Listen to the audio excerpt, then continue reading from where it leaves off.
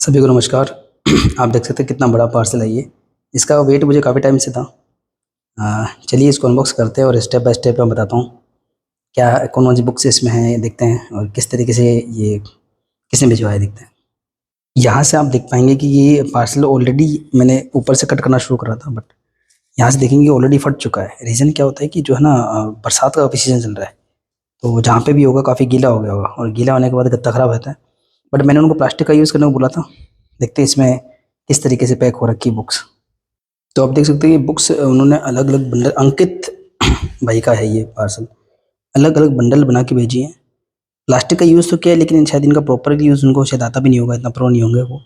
तो कुछ बुक्स तो ये डाइजेस्ट हैं, बिना पॉली बैग में इसमें दिखी हैं। हो सकता है रखी हो उन्होंने पर निकल गई होंगी। और इस पे लिखा हुआ है पाताल सम्राट तोसी। और सच में इन्होंने पाताल लोक की यात्रा कर ली है। रीज़न क्या है कि पानी में हो गई है ये, क्योंकि कल बहुत ज़्यादा बरसात आई थी और मैंने उनको वार्न भी किया था कि यहाँ पे ना रेनी सीज़न होता है। बट वो क्योंकि जहाँ पे नहीं, जैसे फॉर एग्जांपल मई जून के महीने में आप अगर कहीं और हो, तो आप वो चीज़ एक्सपीरियंस ही नहीं कर सकते कि रेनी सीजन उस वक्त कैसा लगता होगा। तो इन्होंने बहुत अच्छा, देखो मेरे को एक स्टैंडी भी इसमें रखा है। बट प्रॉब्लम क्या हो सकती है कि इनकी इंटेंशन काफ़ी अच्छी रही थी, लेकिन वो देखो पानी से कितना, और है ना पानी में ये देखो ब्लैक ब्लैक स्पॉट हो गए हैं। क्योंकि ये पार्सल 10-12 दिन से ये ट्रांजिस्ट में है। तो अलग अलग पोस्ट ऑफिस से होता हुआ आता है, अलग अलग तरह के ये जो है एनवायरनमेंट को एक्सपीरियंस करता है, तो उसमें दिक्कत होती है। मैं आपको बस पूरा बताऊंगा। और नेक्स्ट पार्सल भी उन्होंने, मैं उसके बारे में बताऊंगा। पर अब कुछ हो नहीं सकता, आई थिंक वो तो भी डिस्पैच कर चुके होंगे। आई होप वो सेफली पहुंच जाए। पहले मैं इसको पूरा पहले अनरैप करते हैं, फिर मैं स्टोरी पूरी बताता हूँ आपको। तो सभी बुक्स के जो बबल रैप है उनको मैं रिमूव कर चुका हूँ, और स्टैंडी जो था उसके ऊपर भी जो प्लास्टिक सा या कुछ कागज़ से लगा था वो मैं हटा चुका हूँ। तो सबसे पहले तो अंकित जी को दिल से धन्यवाद। वो भी एक अध्यापक है, मैं भी टीचिंग प्रोफेशन से जुड़ा हूँ। तो उन्होंने ये बहुत अच्छा स्टैंडी मुझे भिजवाया, इसके लिए उनको काफ़ी अच्छा धन्यवाद। है ना, उनकी इंटेंशन काफ़ी अच्छी रही, इसमें डाउट नहीं है 1% भी। प्लस ये जो डाइजेस्ट आप देख सकते हैं, राज कॉमिक्स बाय मनोज गुप्ता जी की तरफ से प्रकाशित कुछ डाइजेस्ट है। सर्वनायक सीरीज जो काफ़ी फेमस सीरीज है, उसके अब तक जो रिलीज़ हुआ था या जब ये पब्लिश हुए थे तब तो रिलीज़ हुआ था, 3 खंड थे, पंचखंड 1, पंचखंड 2 और पंचखंड 3। ये है मेरे पास में कलेक्टर एडिशन की फॉर्म में, बट डाइजेस्ट की फॉर्म में नहीं थे, तो वो एक ले लिया। पंचखंड 1 सर्वनायक, पंचखंड 2 सर्वनायक और पंचखंड 3 सर्वनायक। एक तो ये बात रही। तो 5-5 का इसमें नाम से पता लग रहा है। 15 कॉमिक्स इसमें है। ये सीरीज़ अभी पूरी नहीं हुई है, बट फिर भी काफ़ी बुक्स इसमें आ गई हैं। उसके अलावा जैसे आपने वीडियो की शुरुआत में देखा होगा, पाताल सम्राट तोसी है, तिलिस्म देव का डाइजेस्ट है। इसमें आप देख सकते हैं, पहले भी मैं ये डाइजेस्ट मेरे चैनल पर दिखा चुका हूँ। 4-5 बुक्स का कलेक्शन है। प्रचंडा के वन का मतलब होता पहला, तो शुरुआत की 4-5 कॉमिक्स का एक कलेक्शन है। तो उसी का डाइजेस्ट 2 है, मेरे पास नहीं था ये पहले, अब हो गया है। तो ये एक चीज़ हुई। और इसके अलावा अंगारा के कुछ 7 डाइजेस्ट हैं। 7th, चतुर्थ पार्ट लिखा हुआ है इसको, षष्ठम मतलब 6। ये कंडीशन अच्छी है काफ़ी, कोई इशू नहीं है। इशू एक ही है जो मैं बता चुका हूँ शुरुआत में, मैं थोड़ा और डिस्कस करूँगा, पहले दिखा दूँ आपको। पंचम खंड, इसका कवर काफ़ी पसंद है मुझे, अच्छा ग्लोसी वगैरह में। फिर चतुर्थ आता है, फिर तृतीय आएगा, फिर आएगा द्वितीय। इसका कलेक्टर एडिशन हाल ही में मैंने अनबॉक्स किया था, आपने देखा भी होगा, अभी कल परसों ही इसका वीडियो पोस्ट किया मैंने। और फाइनली अंगारा का फर्स्ट पार्ट, प्रथम खंड। तो ये अंगारा के 7 डाइजेस्ट हैं। अच्छी डील दे रहे थे, एक तो बात ये, और दूसरी बात क्या है कि पूरा एक कलेक्शन कंप्लीट होता है, वो मज़ा आता है उस चीज़ में। उसके अलावा कुछ ये और देख लीजिए, उसी डाइजेस्ट की श्रेणी में है गमराज वन, शुक्राल वन और परमाणु ओरिजिन। से भी काफ़ी अच्छा अनुपम जी का बनाया हुआ आर्ट है इसमें, परमाणु का डाइजेस्ट है। अब जिक्र करते हैं डील के बारे में। तो हुआ क्या था कि अभी आपने पैकिंग देख ही ली।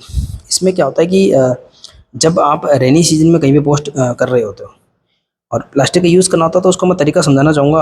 आगे फ्यूचर में अगर कोई इस वीडियो को देख रहा है और किसी को कोई पोस्ट करने वाला है या फिर वो परचेज़ करने वाला है, लेने वाला है, तो उसमें क्या होता है कि आप ना इनको पॉली बैग्स में डालो। आप या तो बड़ा टेप या प्लास्टिक जैसा होता है ना, बड़ा पूरा कवर कर दो, या इनको छोटे छोटे पॉली बैग्स में 2-2-3 को डालो। और फिर ऐसा एज्यूम करो एक बार कि इसको मैं अगर पानी में डिप कर दूँ तो क्या ये बुक खराब होगी। तो अंकित जी को पहले दिन से धन्यवाद, क्योंकि उन्होंने इतने अच्छे से देखो इन पे अखबार लपेटा, फिर बबल रैप करा, फिर मोटे से गत्ते में डाला। लेकिन उसका नुकसान क्या हो गया पता है आपको? दिखा देखो कि अब वो जब पानी अंदर गया तो अखबार की वजह से देखो ब्लैक ब्लैक के निशान हो गए, आप देख सकते हैं यहाँ पे। मतलब ये पूरी बुक्स पानी में भीग चुकी हैं, सूख चुकी हैं, ऐसा कुछ। नॉट कम्प्लीटली डिप नहीं होंगे ऑफ कोर्स, लेकिन बरसात का आलम यहाँ पे है ना। ये एक्चुअली उड़ीसा का वो पार्ट है, बहुत बरसात होती है, मतलब मई के महीने में बरसात हो रही थी। और कभी एक्सट्रीम गर्मी, कभी एक्सट्रीम बरसात, इस तरीके का चक्कर चलता है। तो जब भी मैं वो डील करता हूँ, और डील का मतलब नॉट प्रोफेशनल डील्स, हमारे ये एक्चुअली हम बुक लवर्स हैं, तो बुक का कलेक्शन करते हैं, तो उस लिहाज से जो डील करते हैं, तो मैं उनको हमेशा हर किसी को ये बात ज़रूर बोलता हूँ कि यार यहाँ पे बारिश की प्रॉब्लम आती है, प्लास्टिक का यूज़ करना, पर वो समझ नहीं पाते किस तरीके से यूज़ करना उस चीज़ को। तो ये ना एक बस एक ही इसमें एक बहुत बड़ा एक छोटा सा एक नेग्लिजेंस बोल सकते हैं या थोड़ी लापरवाही, क्योंकि पैकिंग में बहुत मेहनत लगी होगी। अगर आपने अभी पार्सल देखा, वापस देखना वीडियो शुरू से, ऐसा पैकिंग आसान नहीं होती है।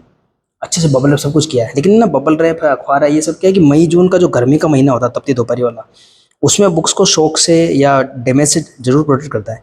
पर अगर आप उसको रिवर्स करके सोचो बरसात के साथ, तो प्रोटेक्ट नहीं कर पाता। तो ये एक दिक्कत है। अब क्या हुआ, अब इनके साथ जो डील हुई, तो इस पार्सल को आने में कम से कम 10, 12 या 15 दिन लग गए शायद, जहाँ तक मुझे याद आ रहा है। और डील हुई ठीक है। और पहले मैं इनको जानता भी नहीं था, तो मैंने थोड़ा सा कुछ फीडबैक भी इन्होंने खुद से दिया था कि मुझे 2-3 लोग जानते हैं, आप उनसे बात कर लीजिए कि भाई, तो मैंने ठीक है भाई, बात खत्म हो गई। और खुद ये टीचर है, तो मैंने कोई बात नहीं। अब हुआ क्या कि इसके बाद मैंने 2 बड़ी और डील कर ली, और 11 जून को मैंने फाइनल कर लिया। मैं जर्नी में था, काफ़ी बिजी था, तो 11 जून को मैंने डील कर ली। 11 जून को डील करने के बाद में एक बड़ी डील तो मैंने फाइनल कर दी। उसके बाद एक और बड़ी डील ये दे रहे थे, तो इन्होंने थोड़ा पुश भी किया था, कॉल वगैरह भी किया था, तो मैंने उसको आनंद फानंद में फाइनल कर लिया, और बात आई गई हो गई। और उनका एक मैसेज रह गया था कि सर पोस्टल दे दीजिएगा। अब उस मैसेज के 2-3 मतलब निकलते हैं, अलग अलग सिचुएशन में अलग अलग लोगों के हिसाब से अलग अलग मतलब निकलते हैं। उसका मतलब मैंने ये निकाला कि भाई ये सारी डील हो चुकी है, और अगर ये पोस्ट करेंगे जब, तो ये हो सकता है इनका कुछ एक्स्ट्रा पैसा लगेगा, वो मुझसे ये एज पोस्टल चार्ज लेंगे। हालांकि इस डील में आई थिंक इन्होंने मेरा पोस्टल फ्री किया था, तो खैर मैं भी वही एक्सपेक्ट कर रहा था कि पोस्टल फ्री कर देंगे, कुछ ऐसा कर देंगे।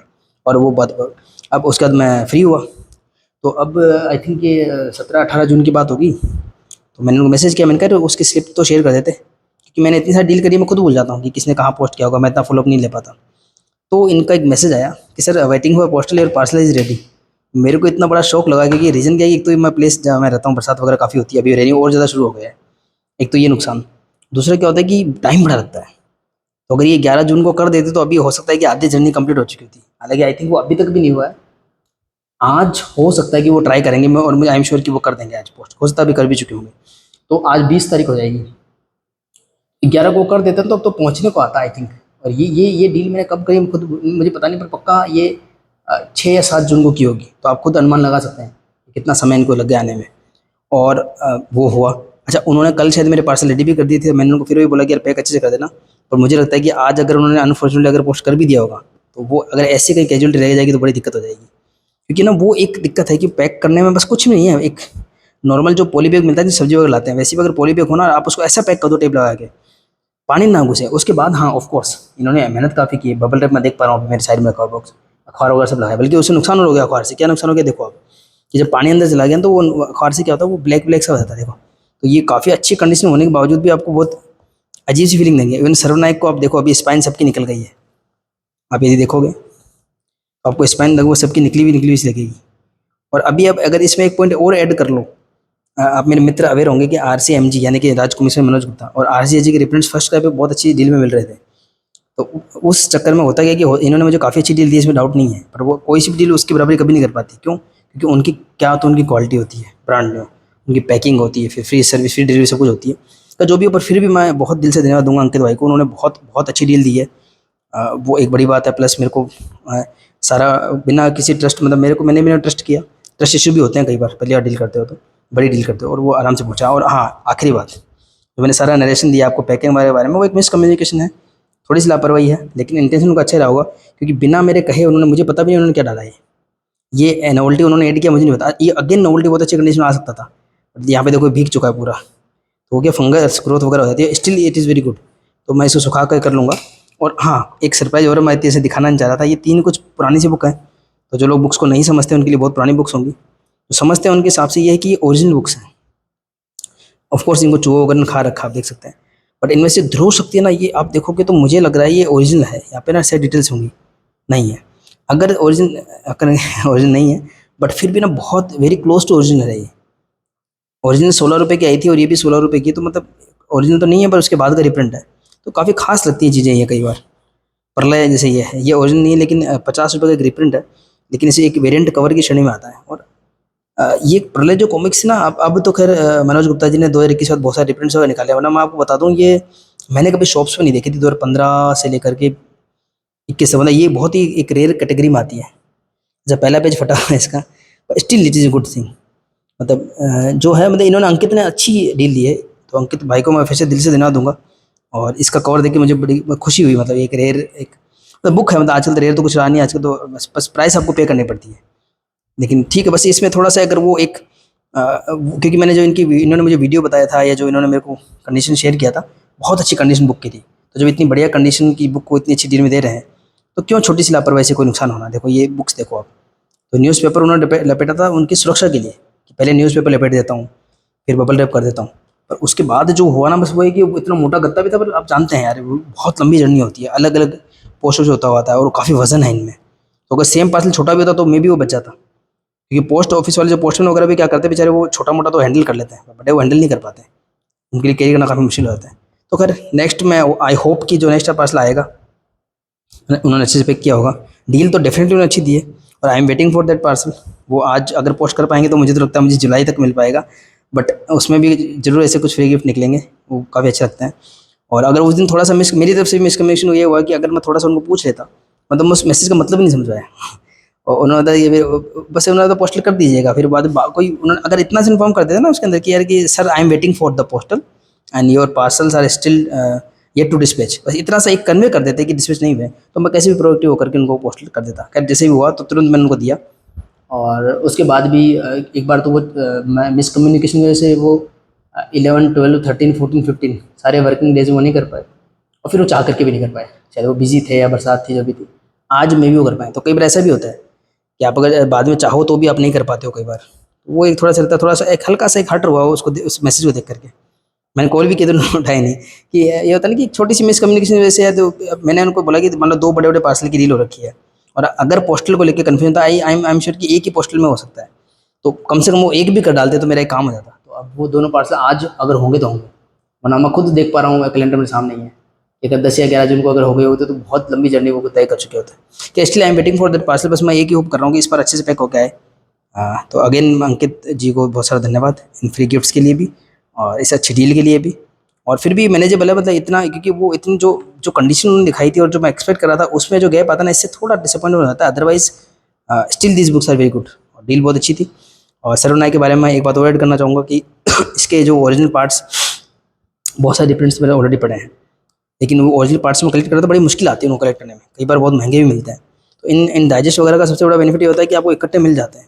और मैं इनका वीडियो दूंगा आपको, मैंने सर्वनायक पूरी कंप्लीट कर ली है, लेकिन उसमें शायद मैं यहाँ तक नहीं पहुँच पाया हूँ, सर्व प्रलय तक मैं पहुँच पाया। तो अगेन इसमें 3 बुक्स और एक्स्ट्रा हैं, तो वो भी मैं मतलब पढ़ने को मिल गई हैं, तो वो एक अच्छी बात में आती है। चलिए अब ये बातें चलती रहेंगी, फिर स्टिल मुझे इस पार्सल देख के काफ़ी खुशी हुई। अंत तक बनाने के लिए सभी का मैं धन्यवाद करता हूँ। मिलते हैं किसी और वीडियो में, और अंकित भाई को फिर से धन्यवाद।